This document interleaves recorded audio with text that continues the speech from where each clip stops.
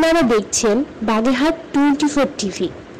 সব খবর পেতে আমাদের সাথে যুক্ত থাকুন। সাবস্ক্রাইব করে আপনার প্রিয় পছন্দের চ্যানেলটির সাথে থাকুন।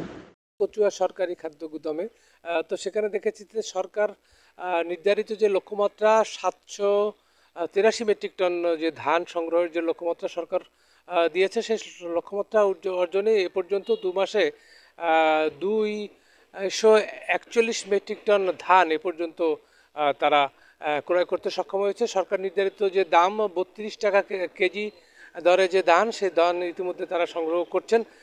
গত 2 মার্চ গত 2 জুন যে এই ধান ক্রয়ের যে প্রক্রিয়াটা এটা উদ্বোধন করেছেন উপজেলা চেয়ারম্যান মোহাম্মদ মেহেদি হাসান বাবু এবং উপজেলা নির্বাহী অফিসার রাখি ব্যানার্জি, ওনারা উপস্থিত ছিলেন। তো সেই উদ্বোধনের মাধ্যমে যে 2 মাসব্যাপী যে খাদ্য গুদামের যে কর্মকাণ্ড, সেই কর্মকাণ্ড যে ধান ক্রয়ের যে লক্ষ্যমাত্রা, সেই লক্ষ্যমাত্রা অর্জনে তারা চেষ্টা করেছেন। আমরা ইতিমধ্যে আমরা কথা বলেছি কচুয়া উপজেলা খাদ্য গুদামের যিনি উপপরিদর্শক আবু সাইদ, উনি আমাদেরকে জানিয়েছেন যে সরকার নির্ধারিত যে লক্ষ্যমাত্রা, সেই লক্ষ্যমাত্রা অর্জনে আমরা চেষ্টা করে যাচ্ছি এবং আগামী যে সময় আছে সেই সময়ের মধ্যে তারা লক্ষ্যমাত্রা তারা অর্জন করবে এবং সেইভাবে তারা কাজ করে যাচ্ছে।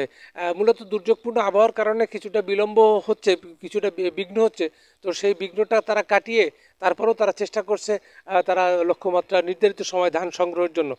পাশাপাশি আমরা তাদের অন্যান্য কাজের মধ্যেও তারা যে চাল আসা যাওয়া এবং বিভিন্ন সরকারি যে সহযোগিতার জন্য যে চাল বরাদ্দ, সেই চাল ওঠানামার কাজেও তাদের যে নির্ধারিত যে শ্রমিক রয়েছে, সে শ্রমিকরা তারা কাজ করছেন।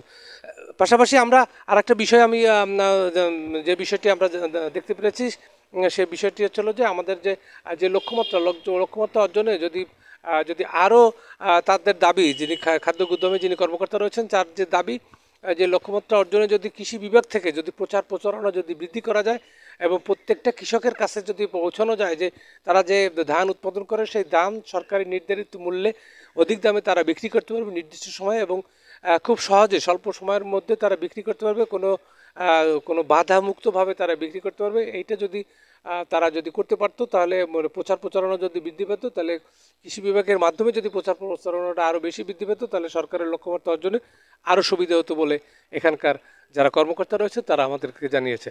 আমি খন্দকার নিয়াজ ইকবাল, কচুয়া খাদ্য গুদাম থেকে।